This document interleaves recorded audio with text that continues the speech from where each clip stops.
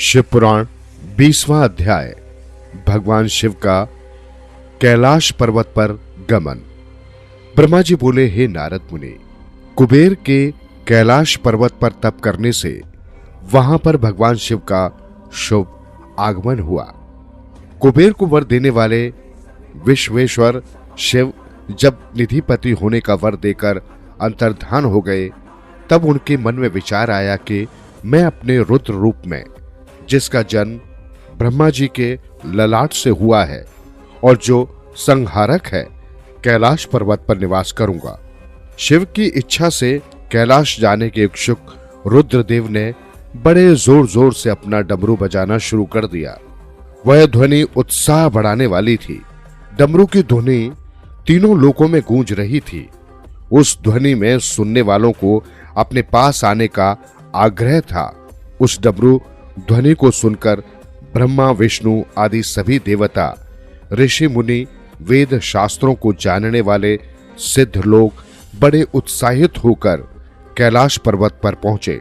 भगवान शिव के सारे पार्षद और गढ़पाल जहां भी थे, वे कैलाश पर्वत पर पहुंचे। साथ ही असंख्य गढ़ों सहित अपनी लाखों करोड़ों भयावनी भूत प्रेतों की सेना के साथ स्वयं शिवजी भी वहां पहुंचे। सभी गढ़पाल सशस्त्रों भुजाओं से युक्त थे।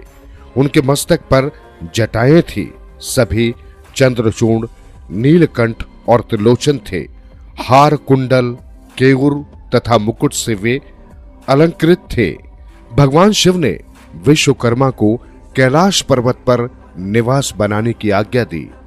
अपने व अपने भक्तों के रहने के लिए योग्य आवास तैयार करने का आदेश दिया। विश्वकर्मा ने आज्ञा पाते ही अनेकों प्रकार के सुंदर निवास स्थान वहां बना दिए। उत्तम मुहूर्त में उन्होंने वहां प्रवेश किया। इस मधुर बेला पर सभी देवताओं, ऋषि मुनियों और सिद्धों सहित ब्रह्मा और विष्णु जी ने शिव जी व उमा का अभिषेक किया। विभिन्न प्रकार से उनकी पूजा अर्चना और स्तुति की। प्रभु की आरती उतारी। उस समय आकाश में फूलों की वर्षा हुई। इस समय चारों ओर भगवान शिव तथा देवी उमा की जय जयकार हो रही थी। सभी की स्तुति से प्रसन्न होकर भगवान शिव ने उन्हें उनकी इच्छा के अनुसार वरदान दिया तथा उन्हें अभिष्ट और मनोवांछित वस्तुएं भेंट की। तत्पश्चात भगवान शंकर की आज्ञा लेकर सभी देवता अपने अपने निवास को चले गए। कुबेर भी भगवान शिव की आज्ञा पाकर अपने स्थान अलकापुरी को चले गए। तत्पश्चात भगवान शंभु वहां निवास करने लगे। वे योग साधना में लीन होकर ध्यान में मग्न रहते। कुछ समय तक वहां अकेले निवास करने के बाद उन्होंने दक्ष कन्या देवी सती को पत्नी रूप में प्राप्त कर लिया।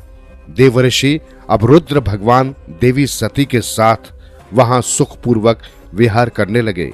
हे नारद, इस प्रकार मैंने तुम्हें भगवान शिव के रुद्र अवतार का वर्णन और उनके कैलाश पर आगमन की उत्तम कथा सुनाई है।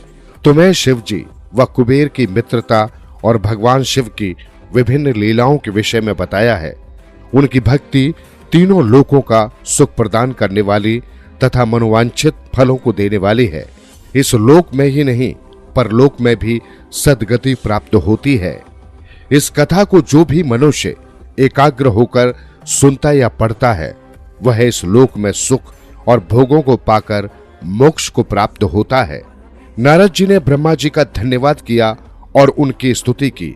वे बोले कि हे प्रभु, आपने मुझे इस अमृत कथा को सुनाया है। आप महाज्ञानी हैं। आप सभी की इच्छाओं को पूर्ण करते हैं। मैं आपका आभारी हूं। शिव चरित्र जैसा श्रेष्ठ ज्ञान आपने मुझे दिया है। हे प्रभु, मैं आपको बारंबार नमन करता हूं।